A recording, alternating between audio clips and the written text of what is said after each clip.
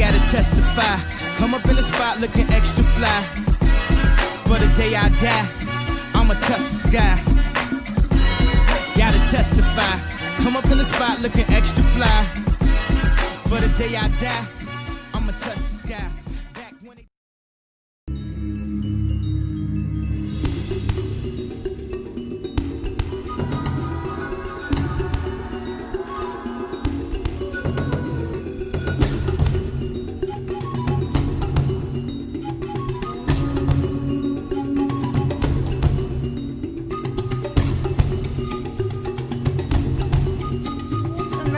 of the House of Commons.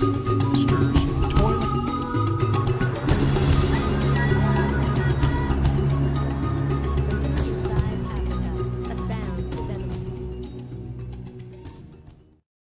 When you first think of the words foreign policy, what comes to your mind?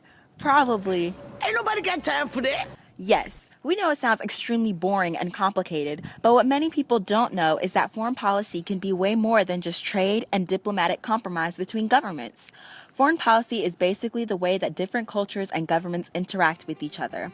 As a result of living in a place where such a diverse group of cultures dwell, there are many different forms of foreign policy, which can often create conflict. Think of it this way.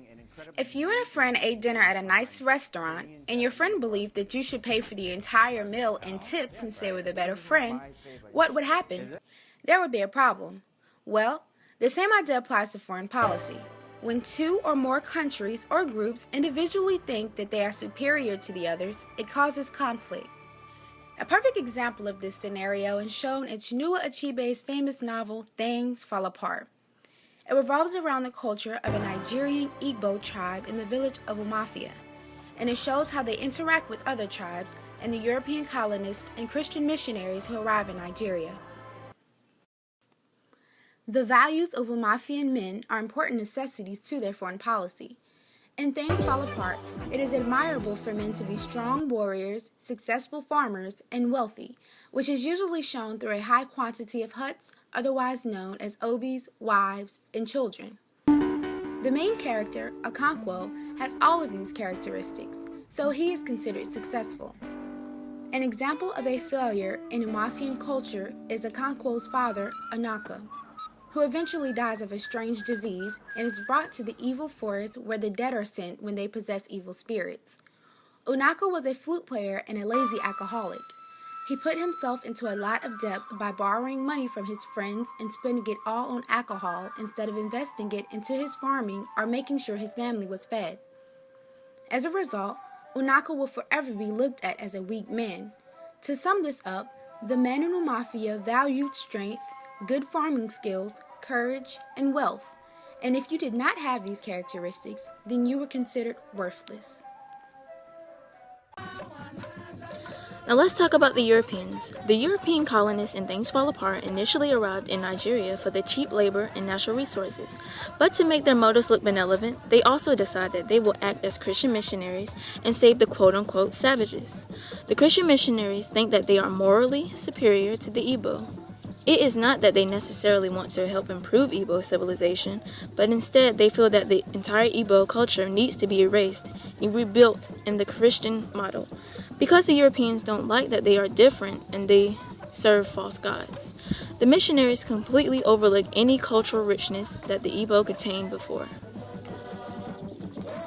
Now, we know that the Christian missionaries think that they are superior to the Igbo. And we know that the Igbo men care a lot about their strength and pride. The Igbo are also so fearless and strong that they are feared by all of their neighbors. So when you have both of these groups competing to be the one in charge and the one with the most power and influence, it causes them to interact with each other in a certain way. And this interaction is their form of foreign policy.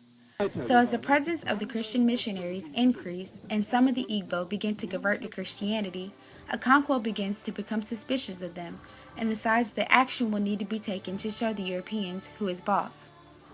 Okonkwo and 6 leaders of the Umafian tribe decide to molest Christian missionaries and burn down their churches and houses. As a result of this, they are captured by the district commissioner, who is an authority figure and racist colonist. Him and 12 other men are beaten and forced to pay a fine. When they are let go, Umafia has a meeting to decide if they should go to war or not. The district commissioner sends court messengers to stop the meeting, and Okonkwo kills one thinking that Umafia will be behind him, but instead they back away in fear. Now we can see that the idea of foreign policy is just when groups make beneficial decisions that pertain to other groups, whether it is going to war, having meetings to make important decisions, or even allowing others to stay on the land that is owned. In today's Igbo culture, there has been a lot of compromise in the sense of religion. There is a mixture of religions, including that of Christian, Jewish, and Muslim faith. Still, there are many misconceptions of the Igbo that started with the European missionaries. They were called savages and treated like Neanderthals, and forced to accept new cultures and religions as their own.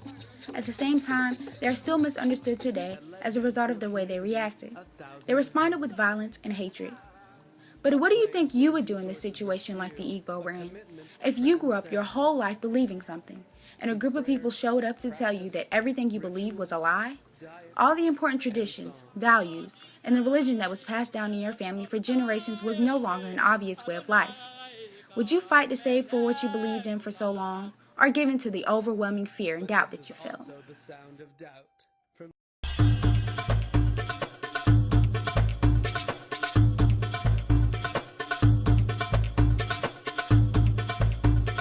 My Lords and members of the House of Commons,